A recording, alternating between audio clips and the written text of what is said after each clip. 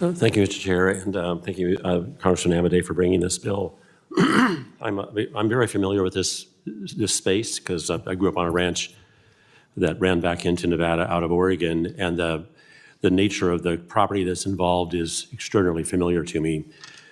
One of the things that's missing from not only the 19th century law that created the checkerboard structure for financing railroads, and also missing from here at the eastern end of the United States, is an understanding of the sheer size of states in the West, be it Alaska, be it Nevada, be it Oregon. But there are 56 million acres in Nevada of public land, 56 million acres. The amount that is being managed by this bill is an incredibly small fraction of that number. Now, people would come in and say, as we've heard, that every acre of public land is valuable, and there is truth to that. And I will tell you, if you've driven from Winnemucca down to Reno, as I have many, many times, right through the middle of the space that's taking up a big chunk of this bill, you will see that there is a reason that each acre is worth, when I was growing up, $6. Today, I was looking at some of the numbers, it's about $150. An acre. Now, that's unheard of in this part of the United States because there's water on this end of the United States, and there isn't water in this particular space that we are discussing today. What Congressman Amadei's bill does is try to repair a structure for financing the railroads that was designed, believe it or not, to drive up the value of federal land so it could then be sold for money.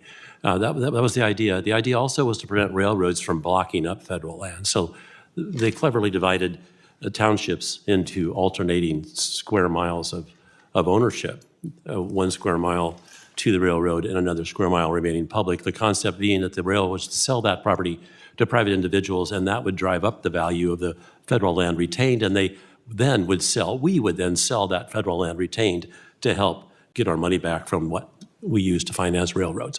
What ended up happening in places like the county that Congressman Amadei's bill addresses was to freeze the use of that land and those little communities in place. That's why those towns are so incredibly small. Lovelock, for example, which I've driven through many, many times, is a little bitty town and surrounded by this checkerboard pattern that prevents any kind of economic development. I support federal land remaining federal, but I don't support causing the paupership of people in our states, which is exactly what this structure is doing. The idea here in this bill is to fix that.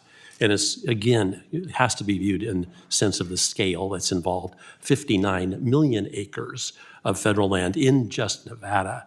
And this bill would address some extraordinarily small part of it in a very clever way. I do want to call out one thing on page 61 of the bill, line 11. And this is a situation, they're trying to say to the secretary that if there's going to be a buyer of a square mile of federal land that is not suitable, and I would say, for the record, that a buyer that's not suitable would be someone that's not the neighbor that has been using that land for years. A suitable buyer would be the person that's been using that property for years and years and years as part of their operation. That is a suitable buyer.